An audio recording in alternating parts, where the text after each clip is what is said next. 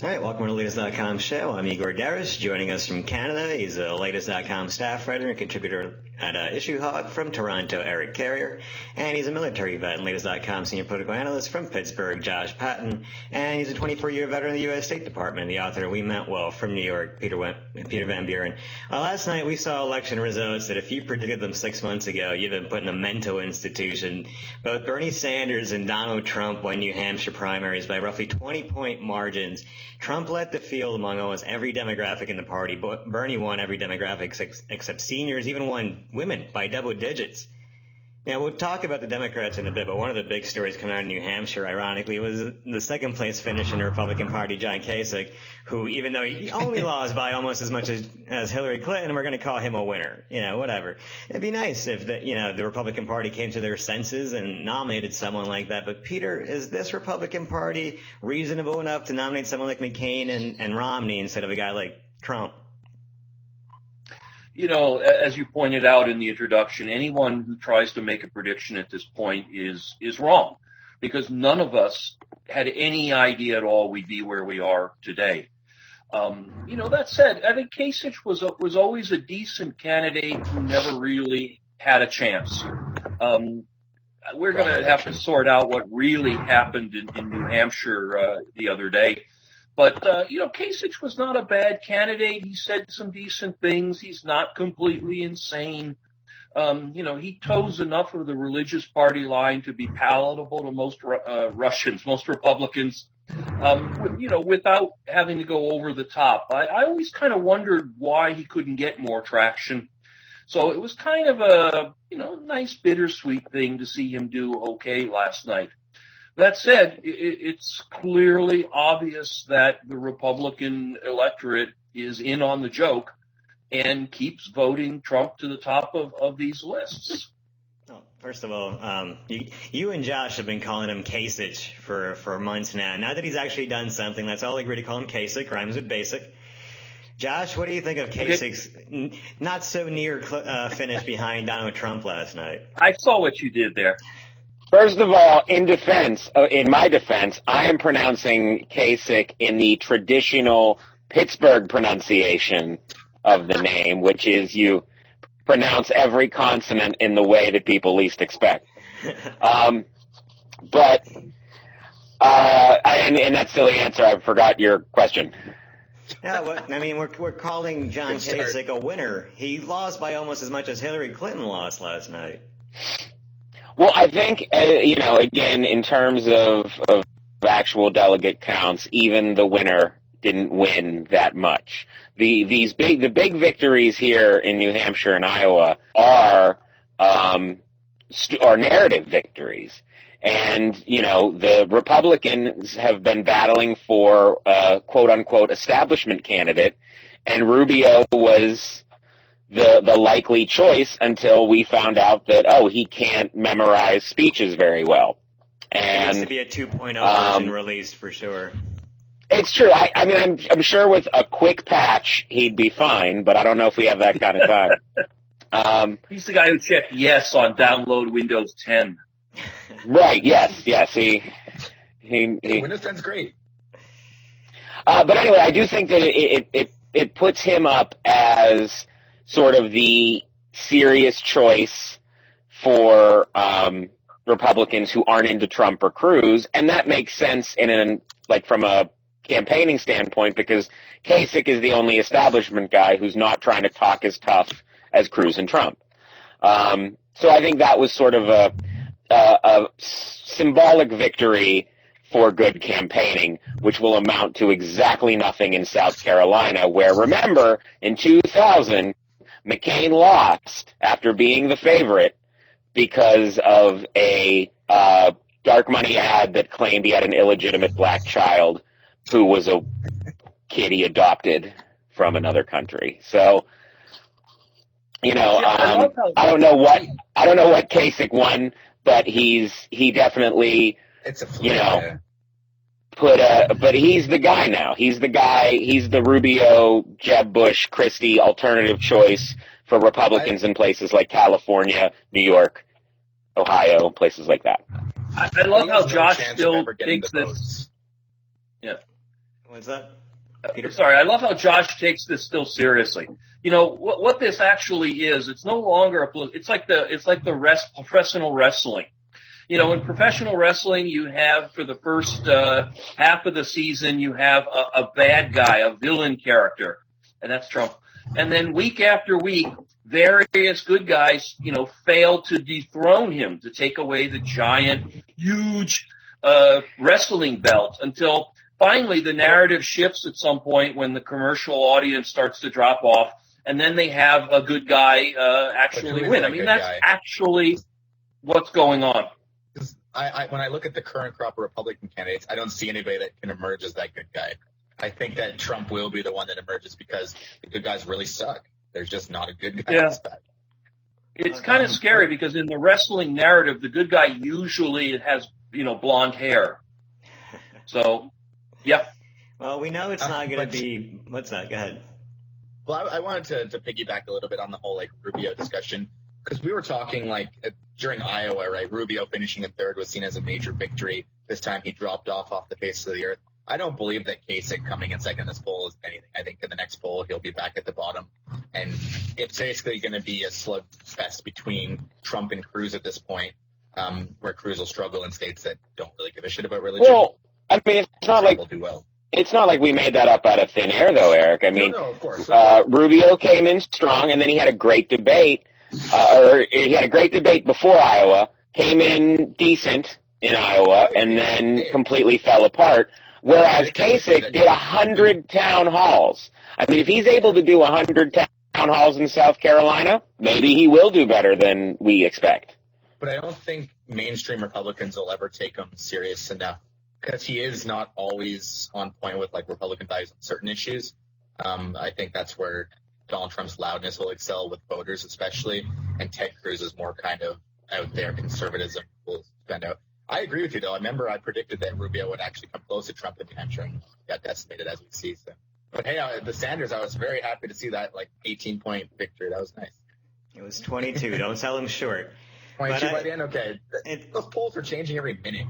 Yeah, they're all finally in now. The media keeps trying to sell this narrative, though, every time, whether it's Rubio or Bush or Kasich, because I don't think they can really, get their head around that Donald Trump is legit. But when you look at the polls from here on, and you got South Carolina, Trump leads by 16, Florida, Trump by 19, Michigan, Trump by 21, New York, Trump by 18, Maryland, Trump by 17, Pennsylvania, Trump by 10, Oklahoma, Trump by 10, Arkansas, Trump by 10. Texas is the only major state right now where that isn't leaning towards Trump, and even there, hometown boy Ted Cruz is not really because he's Canadian, but even there, Cruz is only leading by 5. So, and New Hampshire is not some crazy ass state like Iowa was. We talked about it before. Even establishment Republicans are starting to line up behind Trump. Eric, where in the foreseeable future is Trump going to lose? I actually don't think he will lose, but what I think is happening with the media and the reason they keep playing up these like fifth place finishes and stuff as being good is because they're hoping that they can stoke the flame long enough that Trump messes up and falls off. Unfortunately, with all the stuff he said in the past, that's never going to happen. If he was going to fall off, it would have been when he called Mexicans rapists or, attacked other ethnicities for different things. And people this time are very interested in his aggressive storyline. And I think, was it Bill Mayer who said something along the lines of that both Sanders and Trump are doing a very good job at capitalizing on the anger of the average American. And that's why they're emerging as popular candidates this time, because they really play on that vibe, whereas the Hillary Clintons, Rubio's, the other candidates are much more passive and status quo in a sense. It's Mar. People are it's always Mar. We're gonna have just a lesson on pronunciations of last names today. What was that, Peter? Well, I'm saying people are always more moved by emotion than facts. I mean, that's essentially the basis of all advertising. And Trump, and we'll get to Sanders, but it applies to him as well. He has really, really tapped into all of the emotion that's out there. Barack Obama in 2008 was another perfect example. The idea that people could chant, "Yes, we can," and talk about change like that really touched folks at a very deep level. And I think Trump, perhaps unconsciously, is doing something of the same. Cruz just cannot seem to kind of get himself excited enough to do that. And the other candidates, of course, are just unable to get past their sort of technocratic stuff. Yeah, We Bush. saw what happens when Rubio tries to go and show some real spunk. It just doesn't happen. So in a way, I mean, the talk about, well, who's number 2 and who's number 3 is, I think, pretty much has been pointed out. It's largely just something to fill the time while we watch Trump march forward. This is a terrifying election, because once you unleash these emotions, these forces, it's very hard to sort of calm them back down if the other side wins, or if Trump wants to kind of switch the gears a little bit in a general election to appeal to a broader base. If I can add a point to that, Peter, I would say, too, that if the election does come down to a Sanders-Trump bid, I think that you might see a lot of people that are too afraid of Bernie Sanders' socialism go to Trump, because while he's crazy on certain things, he knows how to kind of manipulate that I hate immigration stance. And a lot of Americans, even if they're liberal, can be pretty against immigration at times. Josh, I just came back from... Oh, I'm sorry. I keep stepping on your lines. I just want to point out, in a pretty unscientific situation, but my folks live in Florida in a retirement community, and I had a chance to really talk to a lot of serious Trump supporters. These were mostly elderly people, decent incomes, not rich people, not poor, certainly not poor people, and their support for Trump is extremely deep. They feel that he speaks to them on issues like America needs to stand up for itself in the world, on chasing out the bad immigrants. They vary on exactly who those bad immigrants are, but the idea that all these immigrants are overrun our country and things like that. And the idea of Trump saying we're going to make America great resonates with them. They rightly or wrongly remember, depending on how old they were, times after World War II when they believe, at least now, they believed America was great. And that Trump is really tapping into that. These were articulate people. They weren't the open carry, racist, crazy folks that you sometimes see on TV lined up for media interviews. And one advantage that he has, I think, compared to some of the past presidents, like a lot of people see Obama as weak on foreign policy. I disagree. I think he's done what he's had to do. But when it comes to Trump, he lays out these kind of statements that people don't really fact check. And when they do, he's very good at just being like, oh, whatever, I'll still do it that way. He knows how to shut people up and keep the narrative on his level. I thought one of the more interesting things last night was the exit polls, and not only did they show, what Peter was talking about, but you're talking 2/3 of the Republican primary in voters in New Hampshire will agree with Trump that we should temporarily ban all the Muslims. Almost half of them agree with Trump that we should deport all the illegal immigrants. Josh, yesterday the number 2 through 4 candidates had as much votes combined as Donald Trump did. Are we just lying to ourselves? Isn't this the Donald Trump election?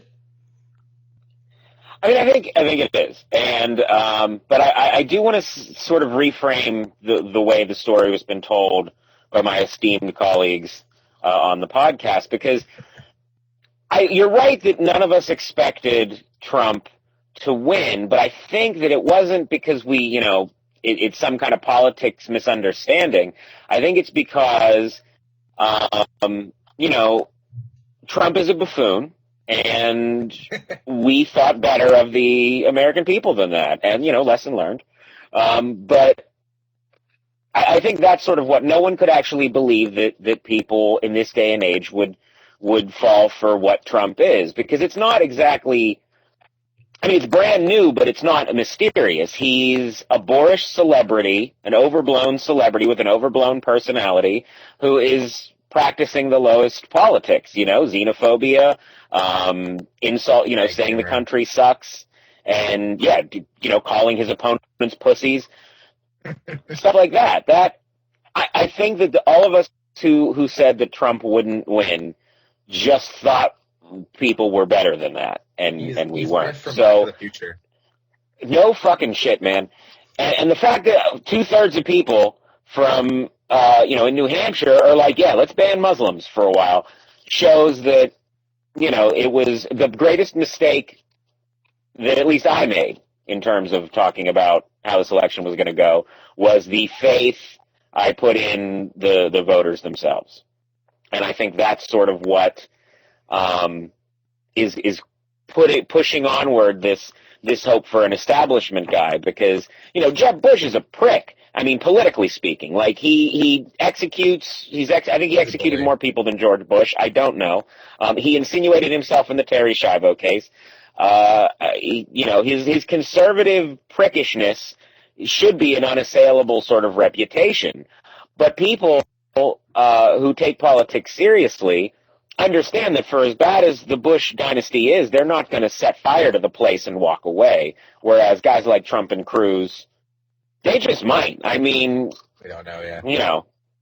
Yeah. So I think it is Donald Trump's election. It's just what he does with it now that will sort of define what happens. If he doubles down. Right. Oh, go ahead, Eric. I was going to say, I'm almost starting to view Donald Trump as like the anti-Obama, in the sense that he's kind of playing on the same thing that Obama was, the idea of hope and change, but in a very like weird kind of conservative way, playing on, as we were saying, the xenophobia of people and stuff. So it's interesting in that sense when thinking about it. Well, it's like he's like the negative Obama. Like, yeah, I mean, exactly. Literally the anti-Obama, in that, wherever Obama was aspirational, he is, he's a character, telling people it sucks. Whether he's a character, and he has an authenticity, and he speaks with an anger. Whereas, where Obama was like this lofty kind of, we're the people we're waiting for. Trump is like, he goes for the anger emotion, which, let's be honest, kind of always has worked better with a mob than compassionate hopefulness. And I think the appeal for both Sanders and Trump this election is that they stand by what they say, where Hillary Clinton will change her position every 5 minutes, and some of the other candidates, they don't. They stand there the whole time saying the same things. And I think people are appreciating that over the more troublesome politicians of the past. I think we have to recognize, too, that Trump is essentially someone we collectively have created. For 8 years, the government, the media, has literally fanned the flames of fear in the United States.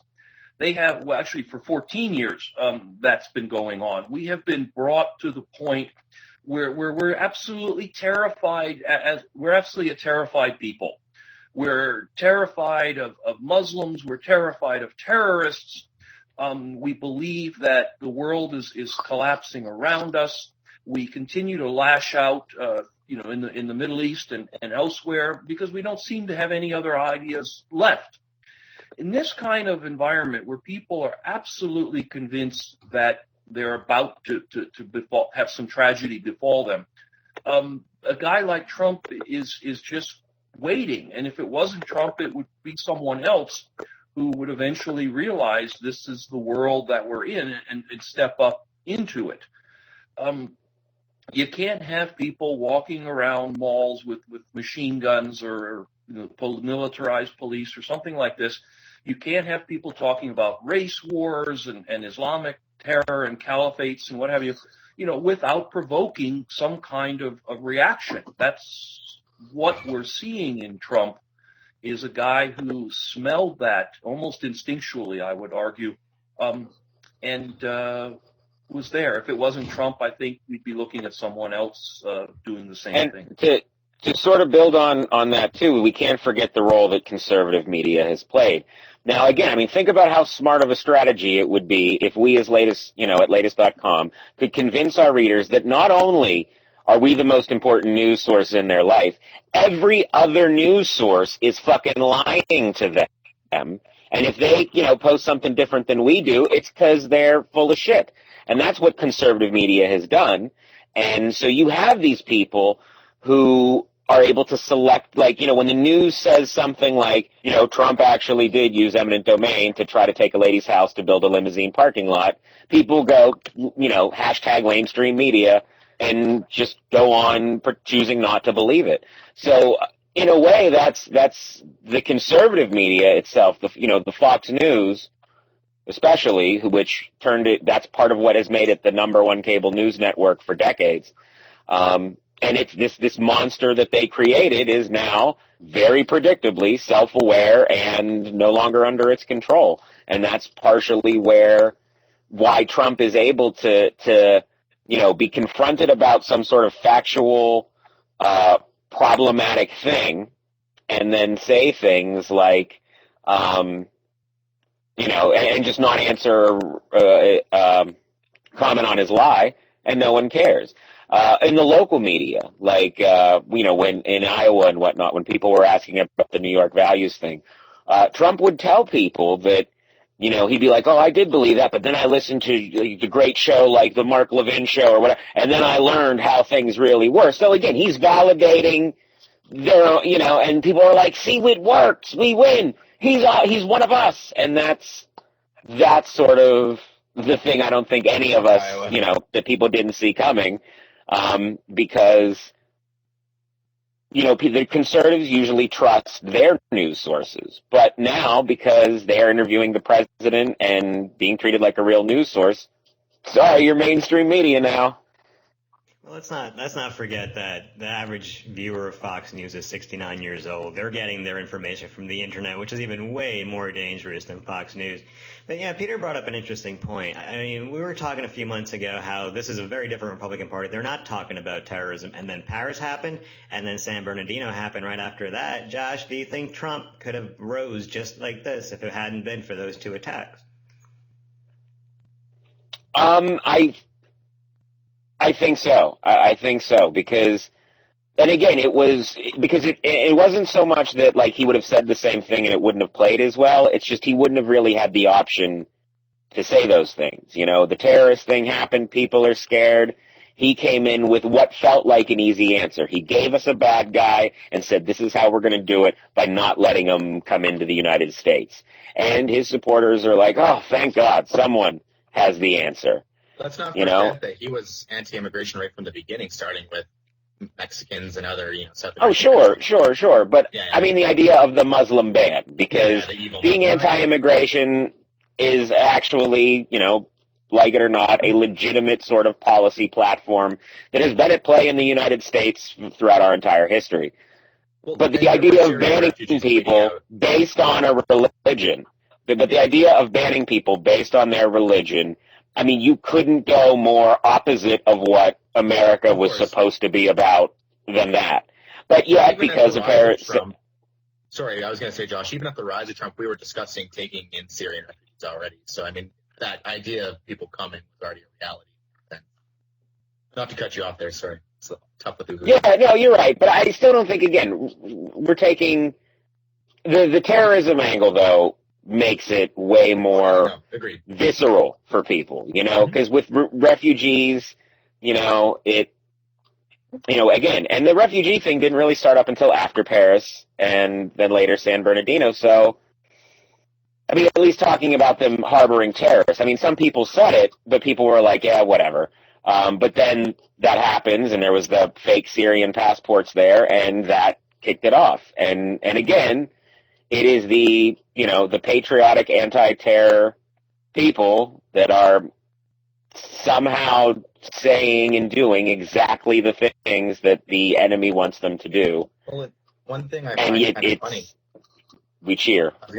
One thing I find kind of funny, Josh, too, is early in the election cycle when Trump was saying that he loved Muslims originally and that, he liked them as a people, and then suddenly the terror attacks happened. Oh, now I hate them. It's funny how people don't remember that, but it did happen. He is saying that, oh, no, I love Muslims. Muslims love me. But even though my Muslim friends are like, yeah, good, ban them. Peter, do you want to jump in? I think that comment came out before, like, the big attacks, I believe. Yeah. One thing also to remember, and if some of our listeners don't occasionally delve into some of the extreme right-wing media, Mark Levin, Alex Jones, these are good places to start, Red State. But one of the themes that crisscrosses from the Republican or from the right-wing media and the evangelical media is this notion that we are in the end times, that our world and our society are coming close to the biblical apocalypse. And that the events in the Middle East, basically, since the apocalypse and the way the Bible treats it is there's a lot of vague stuff in there. You can pretty much twist and turn anything into evidence of it. This is a very strong theme. You see this, for example, in the so-called preppers, the people who are going off the grid and building cabins and stuff like that. And this is something that people like Trump perhaps unconsciously play into, and people like Cruz absolutely thoughtfully play into in pointing out problems in the Middle East, in talking about Obama in code words that suggest he was part of the Antichrist or something like this. These are very powerful themes for a lot of voters. And what happens is when you talk about them in code words, the way Ted Cruz likes to do, and to a certain extent Trump, that message shows up whole in the extreme media. And most people are like, yeah, damn straight. And then it kind of filters itself through the conservative media until you get to, what we have to call the moderate conservative media like Fox. As Ted Cruz today spoke about chaos in the Middle East. It becomes a very, very powerful tool to send out a single message that gets received by different groups in different ways. I think it's ironic that we talk about Bernie Sanders as being weak on foreign policy, but here's a guy winning, tons of voters just by saying, I'm going to knock the hell out of ISIS, and I'm going to take the oil. There is one other notion that the media has brought up, and that is if the other establishment candidates drop out, leaving one, because let's not forget that Donald Trump, at the end of the day, last night, 66% of the Republican Party in New Hampshire voted for another guy. In New Hampshire, 75% of the Republican Party voted for someone else. What if, there's just one, today we have Christie and Fiorina drop out, but there's still Bush, Kasich, and Rubio. Those guys combined, if that vote kind of merges together, that could present a situation where then it's a three-way race between Cruz, Trump, and the establishment, right? So can that happen, Josh? And if it does, this media notion that it's possible that there's going to be a brokered convention, that no one will have enough delegates to win the nomination outright, and then some crazy shit will happen and Jeb Bush will still be president anyway. Yeah. That is an excellent theory. By the way, I really enjoy that. I think so. Here's the thing. If it happens, it has to happen well in advance of Super Tuesday. Because if there are still 5-6 candidates or so, getting any poll at all during Super Tuesday, the chance to get to, and I forget what the Republicans' magic number is this year, but it's always 1,100, 1,200 something, I thought. Well, let's not forget maybe that 17. After March 15th, all the primaries are winner take all, so there's no more split delegates after the middle of March. Right. Yeah, so it would have to happen now. It would have to happen probably before Nevada. Well, South Carolina, the establishment isn't going to do well anyway. I mean, that is a religious, all the bad things about the Republican Party are at play in South Carolina in a very big way. That's so true. So again, Jeb Bush brought out George W. Bush, and you can't have a worse thing in the Republican Party in play. Oh my God, and he's going to kill. That's the other thing too. People act like George Bush. They're like, oh no, will that be of course it will, because George Bush has more personality than Jeb Bush in any circumstance. He's going to go out there, he's going to misunderestimate something, and he's going to, I think I tried to use the wrong word, and I think I used a real word. I don't know. But he's going to just yoke it up out there and be a folksy ex-president, and it may make some people happy, but it's not going to help Jeb Bush win the state. Unless George W. Bush brings in some Rove-style tactics and, a bunch of pictures of Trump with black girlfriends shows up or something like that. Because, again, that's what George W. Bush in South Carolina, that's sort of how that works. That's where the dirty politics was invented. There's tons of dirt on Donald Trump with his ex-wives and all that, but, because it was so public and it happened so long ago, we just kind of dismissed it. Peter, do you want to jump in? Yeah, and that's the thing you guys were talking about, and that's the element of time here. In our goofy delegate-based system, Trump just is going to keep piling them up while the field thins itself. I mean, Christie and Fiorina dropping out yesterday is statistically irrelevant, really, as far as this goes. And the same for Carson. Rubio's going to hang in there a long time. Bush, I don't think his family is going to let him not hang in there a long time. He has too much money to get out of the race. He's still got like $61 million. He's not going to leave. Yeah. Cruz is there forever. So, I mean, as long as the so-called undercard here keeps splitting up the non-Trump vote, then Trump will keep rolling up delegates to the point where when it finally does thin out, Trump is going to be far ahead.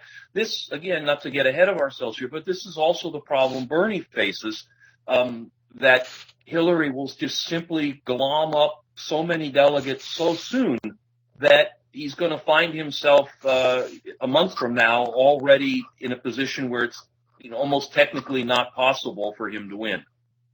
Well, Republicans don't have superdelegates, although I'm sure they wish they did But they this do have cycle. the winner-take-all states, which the Democrats don't have. Yeah. Right. But, you're going to have to, you do the math and try to imagine, Bernie, at this point, it's difficult, even with the optimism, to imagine Bernie taking New York away from Clinton, California.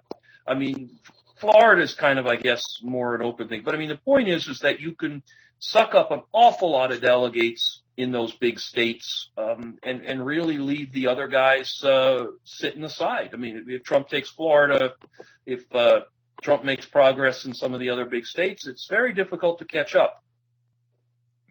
But remember, delegates don't have to vote for who the people tell them to vote for. Now, to be fair, that rarely happens because the campaigns then nominate their own delegates, and so their people go. But the chances of a brokered convention happening, I think, especially if there are enough delegates that are not Trump to, get to win the nomination, I think there might be some kind of coalition that comes together, and you'll see like Cruz Kasich or Rubio. I don't know. I'm not going to try and pair them up because again, every time I say Rubio, I just I start glitching. He pretty much he just pushed himself this weekend. Yeah. Well, all right. Let's talk about Democrats. Yesterday, Bernie beat Hillary in a historic rout. Beat her in every town. Beat her among women by 11%. Crushed her among young voters, independents. Beat her in every age demo except seniors. Beat her in every income demo except those making over 200K. Beat her by the biggest margin of victory in New Hampshire by any Democrat since OBJ. And despite that victory, despite that massive margin, Bernie Sanders got the same amount of delegates in New Hampshire as Hillary because Hillary already had 6 superdelegates. So Sanders won 15, Hillary won 9. And that somehow put them both at 15. So around the country, she has about 360, well over 300 superdelegates lined up. That's almost half of the superdelegates. There's 712. Bernie has 8. Josh, can these superdelegates decide the race if it's that close? Or like you said, are we going to see some of them change their support if Sanders does keep outperforming expectations? Here's the thing. If the Democrats learned the lesson of 2008, that wouldn't happen. But as this entire campaign has shown, no one learned any lessons from 2008. So I think that they might try, and again, as things go on and elections keep happening, Hillary needs to start winning. If she can't come in first, and decisively so in an election, then no, I don't care how many superdelegates she has. The Democrats can nominate Hillary, but no one will vote for her. You have to also, that's also kind of what would have probably happened with Republicans too, because if you have a throng of people ready to vote for a candidate, you don't nominate someone else because you want to be in power. So I think that Bernie and Hillary, the delegate race will be the most important, but it'll maybe be equally as important as sort of the narrative race and who's racking up more wins. And I'm sure there'll be examinations of the popular vote and things like that. Because again, in Iowa, didn't Bernie win more votes technically than Hillary, like in terms of popular vote? I think on the recount, he still got it. Yeah. So I think that if the Democrats are smart, which the history shows they're absolutely not, they would not try to appear to be undemocratic in selection of their nominee, even though this isn't like a constitutionally regulated election process. This is just a party business. They would be foolish to do it, but again, if Sanders is the nominee and they're scared enough, they might. Peter? There's a couple of the things. I mean, first, I think for a couple of the people out there who may not be clear on what a superdelegate is, basically, the idea is that most delegates are allotted by a state-based system, the caucus-based system, and Bernie gets some and Hillary gets some based on how the state decides to divide them up, typically by who gets votes and things like that.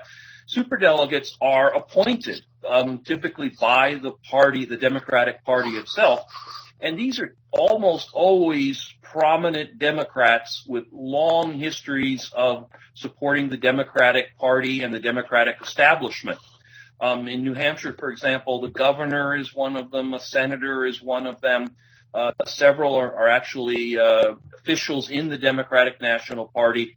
So these are real hardcore, we'll say conservative members of the party, and they tend to go establishment. That's probably the better word. They tend to go with the candidate that the party is anointing. They're not, even though they're free to vote for someone else. And the Clinton campaign has from day one courted these folks very aggressively. And this has been something of a strategy, saying basically, look, very little is going to matter until Super Tuesday, when we're going to sweep up a whole bunch of delegates through the primary process. We're going to throw on top of that the majority of the super delegates. And at that point, there's really not much Bernie Sanders can do. If he wants to go out and fight us for the delegates in Idaho or something, great, we'll deal with that. That said, I think a month from now, we're going to have basically know the Democratic side of things. Hillary is supposedly going to take the majority of non-white votes in South Carolina, which primarily African Americans, which if the group comes out in large numbers and actually votes for her, that will put her in a terrific position to be a winner. And that's, as Josh said, very important to the narrative going forward, that she's able to stand up and be a winner once and for all. To build on that, Peter, too, it also proves her point that Bernie's not nationally electable. Because, right. Look, this demographic, right. That's right, because something like a third of known Democratic voters are non-white. And so capturing that 40%, okay, even higher. So, getting into that group, which of course is not like, 40 guys in one place. I mean, it's actually a very diverse group of people. But the idea is that most pundits and pollsters feel that Bernie doesn't have many inroads into that.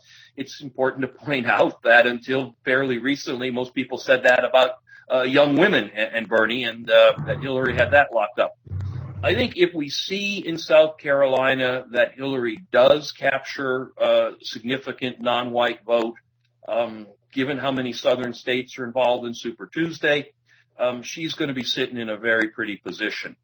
There's a great piece on Huffington Post today, actually, which was asking the question of, well, why are African Americans, for example, so allegedly so enamored with Hillary Clinton? Literally, what has she done for them? And it comes up kind of short. Bill Clinton certainly had a good reputation among African Americans, but seriously, Hillary, what has she done? I mean, senator from New York, Wall Street person there, all her Caucasianness, Secretary of State had nothing to do with any of these internal U.S. domestic things. Her trip to Flint, Michigan was pandering at the Clinton worst. Hey, bring me some small black children to pose with. I don't know that I get the idea that she is supposed to be so popular with the non-white demographic. See, and let me get on this conversation since I haven't talked in a while. But I think Bernie Sanders. Well, it's yours, candidate. Well, Carson. so looking at the polls, let me start with this. First off, we haven't had a Nevada poll in a while, so I think based on like the new happenings in the Democratic Party, we might see some changes in the numbers there. I still think Clinton would be leading, but I think whenever we go into states and we start doing the rallies and stuff, that's where Bernie Sanders really shines. Though he knows how to kind of pull people into his campaign trap, get them in, and then get them to vote. Hillary Clinton's not as good at that. I think she'll struggle. And when I look at Bernie Sanders, I see a candidate that has much more potential to latch onto the Black Lives Matter movement or to try to really appeal to different demographics, unlike Clinton, who appears like that, almost like your old white grandma that's a little racist at the table at Thanksgiving. I don't see her having the same opportunity. And I totally agree with you, Peter, when you say that. What the hell has she done for Black people? What the hell has she done for anybody? So. All right. Well, okay, so let's talk about New Hampshire for a couple of minutes. So yesterday, in New Hampshire, independent voters can vote in either primary, and even though the majority voted in the Republican primary, Bernie Sanders got over 70% of the independent vote last night. Peter, does that kind of discredit his win among Democrats, since in other states that you have to be a registered Democrat in order to vote in the primary? No, this blows huge holes in the so-called electability question. As you pointed out, he won every demographic except, I think, some older people. Everyone over 65 and people that make over 200K. Yeah. So, basically he swept through the demographic ranks. He pulled independents to his side. I'm not sure how much more electable you really need to be. He essentially either won or tied Hillary Clinton in Iowa. He kicked her serious butt, 22 points now. Last week on the podcast, we were talking about, he might win by 5. We saw some stuff on CNN. 5 or 10, yeah. So, nationally, when you see polls that put him up against Trump, he's a more viable candidate. Yeah. So I think the independence is a really good sign that we need to stop asking this silly electability question and start focusing more on the realities that are being thrust in our faces.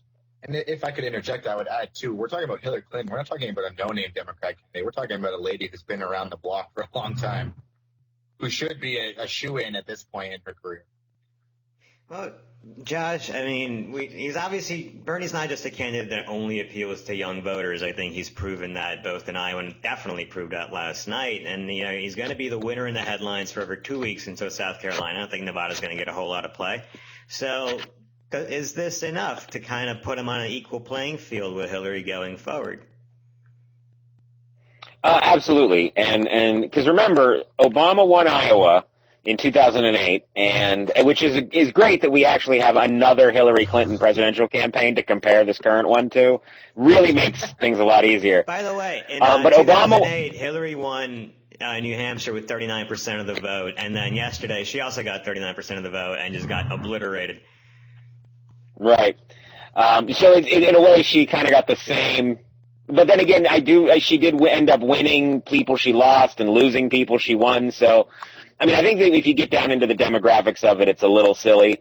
But I do believe that he absolutely has made his claim its seriousness for the nomination in a way Barack Obama never did, because they split Iowa and New Hampshire, and then it became a punching match. Hillary is really, really getting clobbered in almost every possible way. And what's interesting too is that, her poll numbers never go up. In any campaign, typically you never hear about her going up in the polls. She starts out really high and then just falls, and hopefully by the time, the election happens, she's still somewhere in the majority. So Hillary is going to have to do something completely new. Like, she's, for the first time in her life, she's legitimately the underdog now. Like, she says she's the underdog all the time. That's kind of one of her go-to things. But no, she is definitely not even close to, a front runner or even the preferred candidate right now. So I think that Bernie, the election is now Bernie's, the nomination is now Bernie's to lose. He had a really good 2 weeks, and he keeps,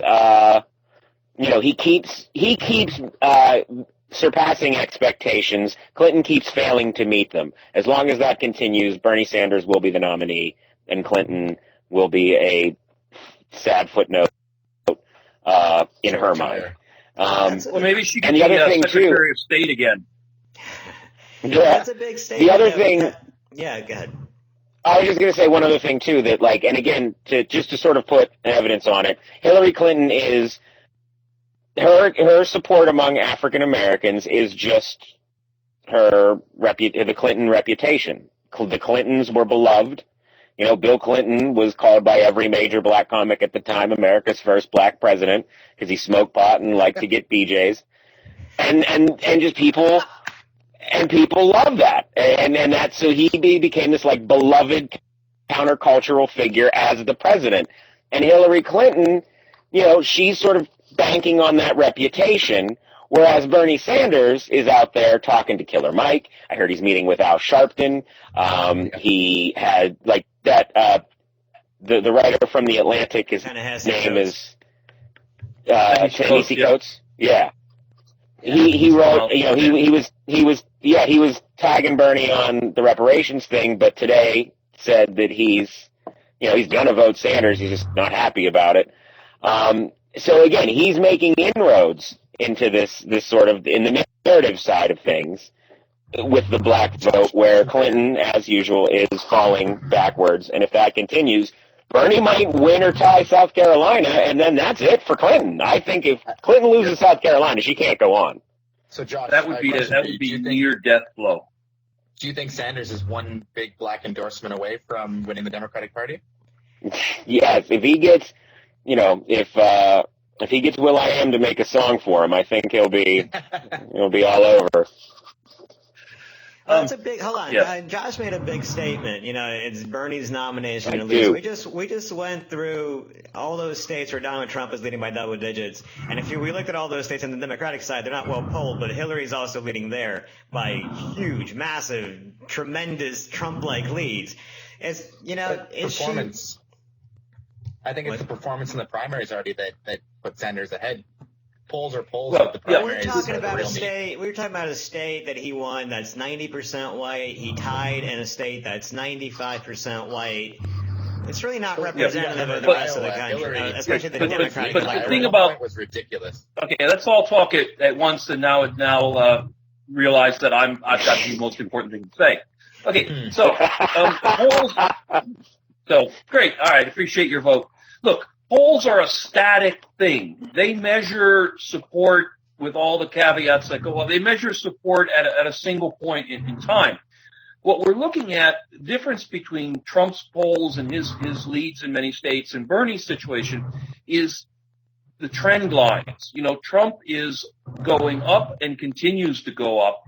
Hillary is ahead in a lot of places, but is not going up. She's holding steady or going down, and that's what's very important. Is the only poll that kind of counts in terms of a spot in time, of course, is the vote itself. But up until then, what you want to do is look at these trend lines and see which way they're headed. And right now, that momentum belongs to Bernie. Hillary is playing a different game. Of course, she's playing the delegate numbers game and hoping that the math will say, in typical Clinton fashion, fuck what people want. I've managed to figure out a way to get more delegates than everybody else, so you have to pick me as president, whether you like it or not. And that seems to be an evolving strategy. The other thing in terms of trend lines that's worth looking at is once again how Hillary is changing what she believes deeply and passionately in. If you look at her speech the other night when she lost horribly and brutally in New Hampshire, I mean, she's sadly trying to sound more and more like Bernie. She keeps using the word progressive to describe herself. She did kind of a checklist of shout outs to LGBT community, the black community, the mothers without children community, the women's community. She just kind of checked off the list, hoping to sort of, by name checking everybody to get, remind them that they're supposed to vote for her. Get her hashtags in. Yeah, to get all the hashtags in. But I mean, she's starting to sound like she doesn't believe in anything. And now, well, vote for me because, I can become Bernie if that's what you guys really want from me. For me, the desperation really came on when she unleashed Bill Clinton into the campaign, because every time she's done that, he's kind of always been at the last moment. It's been very desperate, and I don't think it's going to help her at all. Sure, Bill's loved, but not in the way that he's approaching it. No, Bill looks old these days. He didn't help at all. Bill looks rough. Bill looks haggard. Bill looks haggard. What was the flannel thing? What was going on there? And one more thing, because we are talking about a realistic possibility where you're talking a Trump nomination and a Bernie nomination. And I hate talking about this because it involves Mike Bloomberg, but in that case, when you basically have two third-party candidates on both sides, doesn't Mike Bloomberg then become the possible establishment choice? Peter? Absolutely. Oh. Josh. Oh, go ahead, Josh. Short answer. No. He becomes what gives us President Trump. Yeah, I agree. I mean, because Bloomberg is if you talk about Hillary feeling awkward amongst the the unwashed people, I mean, geez, Bloomberg is practically worse. Trump will just chew on him for fun. It'll be blood sport out there. The interesting thing would be I would have loved to be sitting at the Biden kitchen table last night watching the results come in. Because there's your guy in waiting. Never mind Bloomberg, but I mean, there's your guy in waiting. There's the, if Hillary does sort of, fall off the table. And keep in mind, we still have unresolved. We still have the FBI investigating her. It's not going to take an indictment of Hillary to blow some holes in her campaign. I mean, it's going to, if they indict one of her staff aides. Well, and I think that absolutely contributed to her loss. Again, a day before the election, just like a day. And again, let me put on my tinfoil hat here. All right, so a day before the election, in Iowa, or the caucus in Iowa, I had a pickle with my sandwich today. Okay.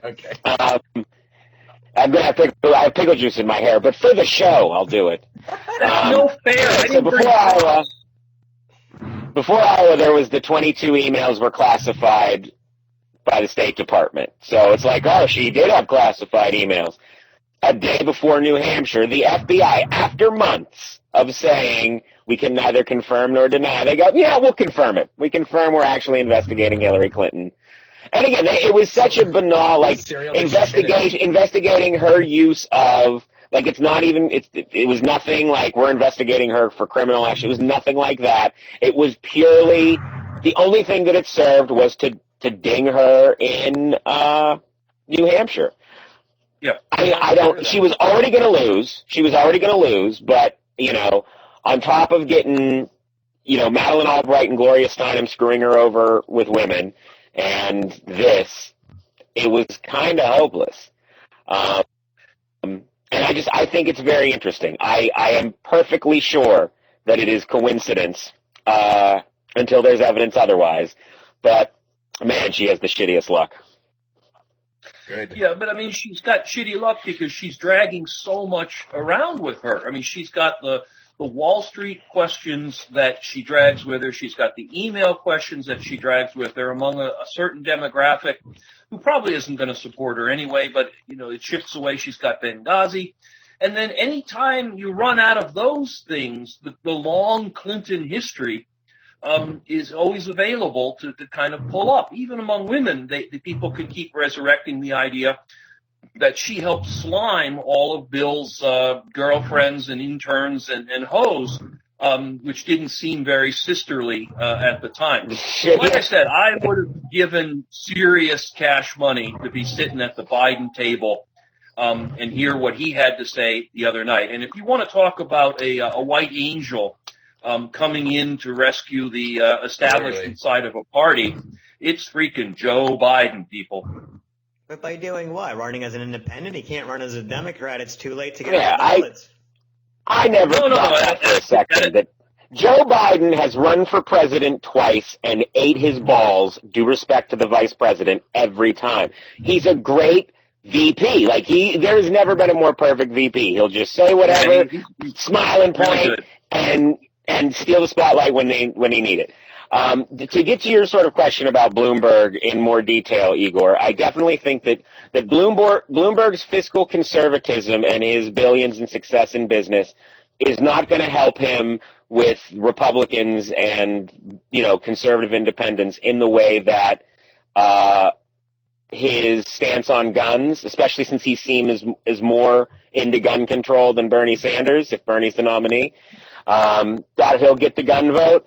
Bernie will get the anti-Wall Street vote. I understand what you're saying, but where's the Kasich voter going to go? Where's the Jeb Bush voter going to go? Where's the Hillary voter going to go? The Trump, because it's not an abortion-loving, tax and spend libtard like that. I mean, because here's the thing: the establishment guys are just people who are like, yeah, maybe we shouldn't shut down the government.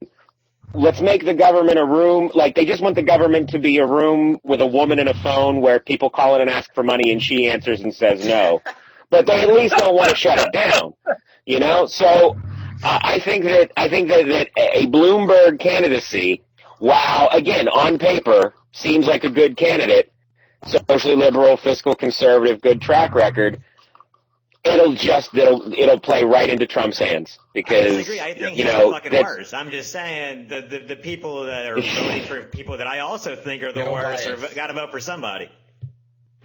I'm just saying I think that it would hurt the Democrats more. That's my roll of the dice. Go ahead, Peter. First, we have to admit Josh wins the podcast with the woman with the phone analogy. I mean, my hat's off to you, my friend. I got nothing to touch that.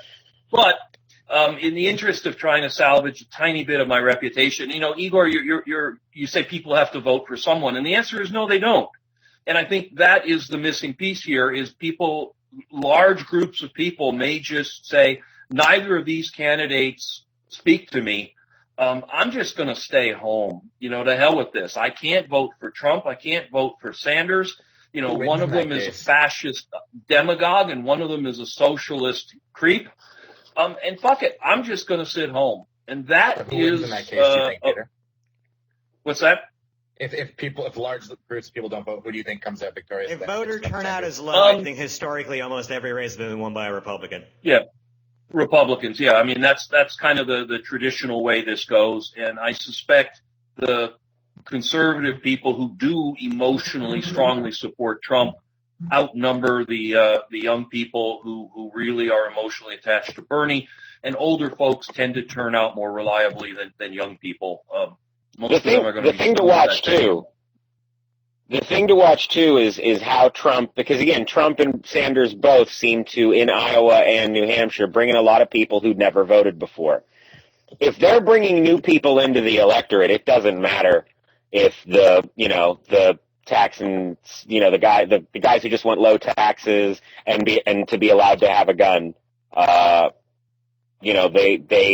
think there's going to be more people coming in to vote for Trump than would offset, that guy not voting. Yeah. Or girl, not to be exclusionary. All right, well, let's leave it on that. I think either way, no matter who wins, no one's going to the Democratic in the general election completely not wrecked by the primary season. We'll come back on. All I know is I'm glad that all of our predictions last time were 100% true. They were 100% true. We got it 100% right. Yeah, I remember that. Yeah, we'll reconvene Friday and plan some more poor projections. We'll talk tomorrow's Democratic debate. Thanks for tuning in. Keep reading Latest.com.